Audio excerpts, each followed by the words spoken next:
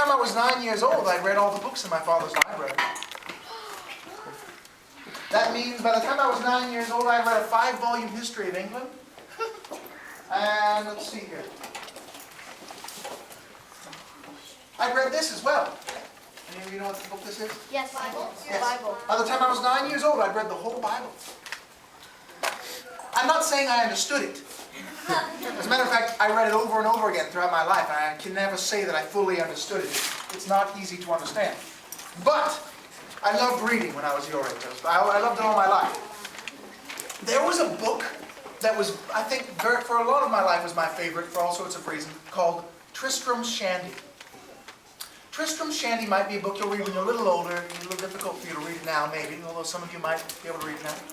And it's a story of a young man who traveled wandered all around, and didn't do very much, but it's very funny. And he had many adventures.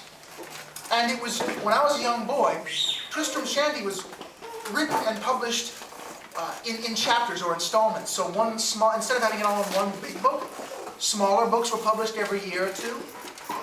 Now, do any of you know of any books like that where another book about the same person is published, a fictional character is published every year or two that you like? Yes? Well, that's what Tristram Shandy was to me. And it was like that to my wife, too, the woman who I married, Martha Wales Skelton. And when she and I met each other, I was too shy to talk to ladies. Remember I said I don't like giving speeches? Well, when I was young, I had trouble talking to ladies as well. Well, but when I went to go visit Martha's house, because I was so shy, I brought my books with me. And I brought my violin.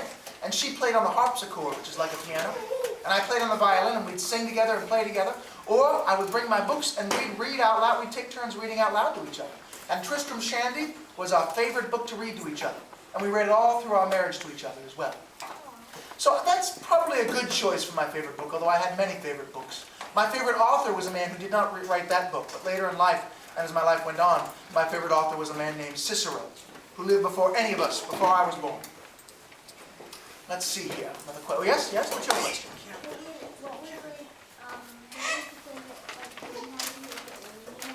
Did I have a favorite woman I met? Yes, and I married her. It's a good idea, gentlemen.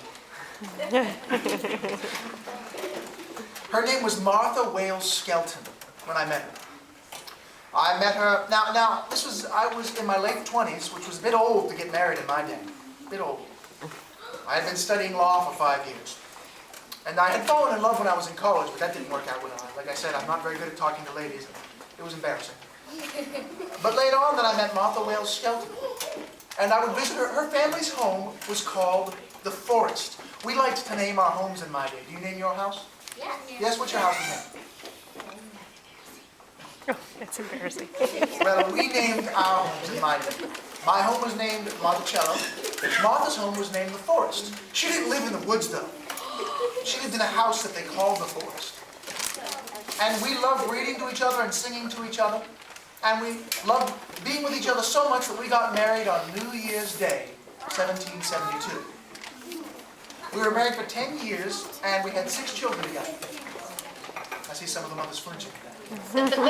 I was quite normal in my day, actually. If you're for a lady in my day, you're married every year and after 2 years, generally, some child. Let's see here. Now, another question, perhaps. Yes, sir. Well, the gentleman was asking me about astronomy books. Yes, astronomy. I love astronomy. So I've read many astronomy books. Do you like Aristotle and Copernicus? No? Well, if you like astronomy, you should study those two individuals. Now, I've taken a break for some questions. What I'm going to do is I'm going to bring up another subject and come back to questions again in a little bit. So keep in mind what questions you might want to ask. We're not going to take them all yet. And then a little bit later, I'll give you another chance to ask me questions, all right? So hold them in your mind if you can remember them. Now, if you're writing for your country. Was it 5 words? 5 words. Just anything. You can find any words you want that you think the Declaration of Independence says. Yes, sir? America. America. Well, I suppose it does have the word America in it, yes. So, but that's cheating. Yes, ma'am? Yes. Very close. What is your name? Katie. Katie's come very close. The Declaration of Independence says, All men are created equal. Well, then why didn't you raise your hand? Yeah. Be confident. But don't call out. Raise your hand, but don't call out.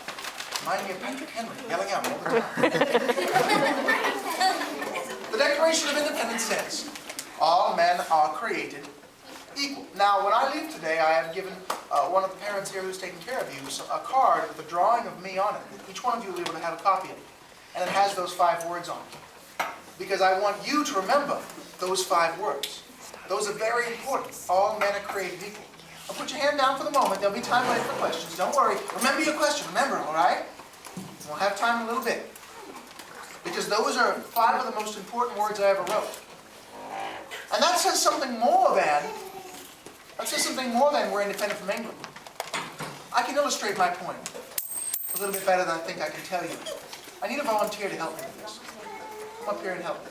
So let us see here. The young gentleman here on the side. What is your name, my friend? Levi? Levi, come right here and stand here, Levi. Now, Levi, do you know how to bow to someone when you greet them? How do you bow? Well, you get a C- on that, Levi.